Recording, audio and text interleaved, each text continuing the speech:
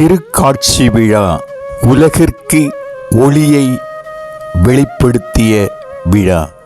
ஆண்டவர் தம்மை வெளிப்படுத்துகின்ற விழா.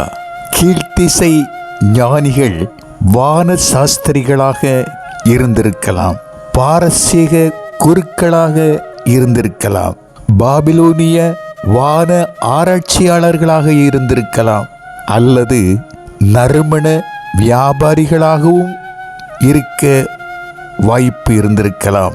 இவர்கள் பாலஸ்தீன எல்லைக்கு அப்பாற்பட்டவர்கள். இவர்களை கடவுள் அழைத்து வருகிறார். அன்புக்குரியவர்களே, ஞானிகள் புறவினத்தார்கள். கடவுளுடைய மீட்பு உலகிற்கு உரியதாகும், எல்லோருக்கும் உரியதாகும். திருக்காட்சி விழாவில் ஏரோது, தலைமை குருக்கள், மறைநூல் அறிஞர்கள், ஞானிகள் இவர்களெல்லாம் இடம்பெறுகிறார்கள். ஏரோது பதவி வெறி உடையவன். 10 மனைவி மற்றும் மக்களை பதவி வெறிக்காக கொன்றவன். தனியாக கள்ளத்தனமாக தலைமை குருக்கள், மறைநூல் அறிஞர்களை கூட்டி விசாரிக்கிறான். இந்த மறைநூல் அறிஞர்கள், தலைமை குருக்களுக்கு பைபிள் ஞானம் உண்டு, ஆனால் கீழ்ப்படிதல் இல்லை. ஏரோது இவர்களிடம் கேட்கிறான், ஞானிகள் எங்கிருந்து வருவார்கள், எப்போது விண்மீன் தோன்றியது என கருத்தாய் கேட்டு விசாரிக்கிறான் ஏரோது. அன்புக்குரியவர்களே, ஏரோது அரசன் பொருட்களை, பணத்தை கொடுத்து பதவியை பெற்றவன். ஏரோதை பற்றி சொல்லும்போது அவன் ஒரு மனநோயாளி என்றும் கூறலாம். பெரிய ஏரோது ஒரு யூதனே அல்ல. இந்த ஏரோது இயேசுவினுடைய பிறப்பை அறிந்தவுடன் தன்னுடைய பதவிக்கு ஆபத்து என்று நினைத்து 2 வயதுக்குட்பட்ட குழந்தைகளை கொன்றான். பழைய ஏற்பாட்டில் மோசே காப்பாற்றப்பட்டது போல புதிய ஏற்பாட்டில் புதிய மோசையாகிய இயேசு காப்பாற்றப்படுகிறார்.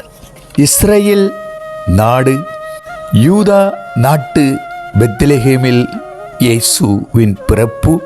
இயேசு யூத வம்சம், யூத குலம். இயேசு தாவீதின் வம்சம், கோத்திரம். இயேசு மரியாள் சூசையின் குடும்பம். இதன் வெளியே தான் இயேசு பிறந்திருக்கிறார். இயேசு எல்லோருக்கும் சொந்தம். ஞானிகள் எப்படிப்பட்டவர்களாக இருந்திருக்கிறார்கள் என்றால், சிறுவன், வாலிபன், பெரியவர். ஆப்பிரிக்கா, ஆசியா, ஐரோப்பியா பகுதியிலிருந்து வந்திருக்கலாம். கஸ்பர், மெல்கியா, பல்தசார் இவர்கள் பொன், தூபம், வெள்ளைப்போளம் ஆகிய விலை உயர்ந்த பொருட்களை காணிக்கையாக எடுத்து கொண்டு போகிறார்கள். பொன் அரச நிலையை குறிக்கிறது, தூபம் ஆராதனைக்குரியவர் என்பதை குறிக்கிறது, வெள்ளைப்போளம் இயேசுவின் பாடுகள், மரணம், மீட்பு என்பதை வெளிப்படுத்துகிறது. 3 ஞானிகள் என்று கூறுவதை விட வேறு சிலரும் இருந்திருக்கலாம் என விவிலிய அறிஞர்கள், பல ஆராய்ச்சியாளர்கள் இதை வெளிப்படுத்துகிறார்கள். கிறிஸ்து பிறப்பிலே வளர்ந்த கிறிஸ்து என்ற ஒரு தலைப்பிலே 4வது ஞானி கொண்டு வந்த பரிசு பொருளை கொண்டு குழந்தைகளை காப்பாற்றியிருக்கிறார், அடிமை பெண்களை விடுவித்திருக்கிறார் என கூறப்படுகிறது. இப்படியெல்லாம் செய்யும் போது இயேசுவை கண்டு கொள்வதற்கு சமம் என்பதை வெளிப்படுத்துகிறது. திருப்பாடல் 72:10 படிக்கும் பொழுது அரசர்கள் காணிக்கைகளை கொண்டு வருவார்கள், சேபாவிலும் அரசர்கள் நன்கொடைகளை கொண்டு வருவார்கள். எல்லா அரசர்களும் அவர் முன் தரைமட்டம் தாழ்ந்து வணங்குவார்கள். எல்லா இனத்தவரும் அவருக்கு ஊழியம் செய்வார்கள். ஏசாயா 60 உன் ஒளியை நோக்கி வருவார்கள், இளம் ஒட்டகம், சோபா நாட்டினர் யாவரும் நறுமணப் பொருள் ஏந்தி வருவார்கள் என கூறப்படுகிறது. அன்புக்குரியவர்களே, ஞானிகள் ஏரோதிடம் கேட்கக்கூடாத கேள்வியை கேட்டார்கள். யூதரின் அரசன் எங்கே பிறந்திருக்கிறார் என்று கேட்டபொழுது கலங்கினான். எருசலேம் முழுவதும் கலங்கியதாம். விண்மீன் எழுதலை கண்டு ஞானிகள் பயணத்தை மேற்கொண்டார்கள். ஏரோது ஞானிகளை பார்த்து, நீங்கள் போய் அவரை கண்டு ஆராதித்துவிட்டு என்னிடம் வந்து கூறுங்கள், நானும் போய் அவரை ஆராதிக்க வேண்டும். அது உண்மையிலேயே ஆராதிக்க வேண்டும் என்ற நல்ல மனது உள்ள எண்ணமல்ல, சிந்திக்க வேண்டியது. பிற இனத்தார் பயன்படுத்திய பொன், தூபம், வெள்ளைப்போளம் சிலைகளுக்கு படைக்கப்பட்டு மாசு படிந்ததாம். இதை தூய்மையாக்க யூதரின் அரசனின் பாதத்தில் வைக்க வேண்டும்.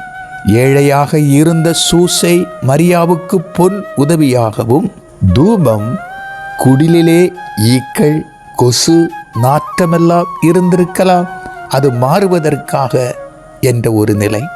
வெள்ளைப்போளம் நோய்களை குணமாக்கும் வெள்ளைப்போளத்தையும் அவர்கள் கொடுத்தார்கள் என சொல்லப்படுகிறது.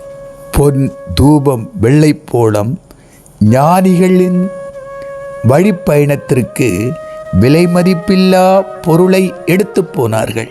இயேசுவை கண்டபோது இந்த பொருட்களை விட, பொன், தூபம், வெள்ளைப்போளத்தை விட விலை மதிப்பில்லா இயேசுவை ஆராதித்து ஏரோதின் வழியே செல்லாமல் புது வழியே தங்கள் நாடு திரும்பினார்கள். அன்புக்குரியவர்களே, விலை மதிப்பில்லா ஒப்பற்ற செல்வம் இயேசு. இவர் வழியிலே வாழ்க்கை பயணத்தை நாம் இந்த திருக்காட்சி விழா உணர்த்தப்படுகிற பயணத்திலே நாமும் பயணத்தை தொடருவோம். கடவுளுடைய உடனிருப்பு நம்மோடு உண்டு. ஆமென், ஆமென்.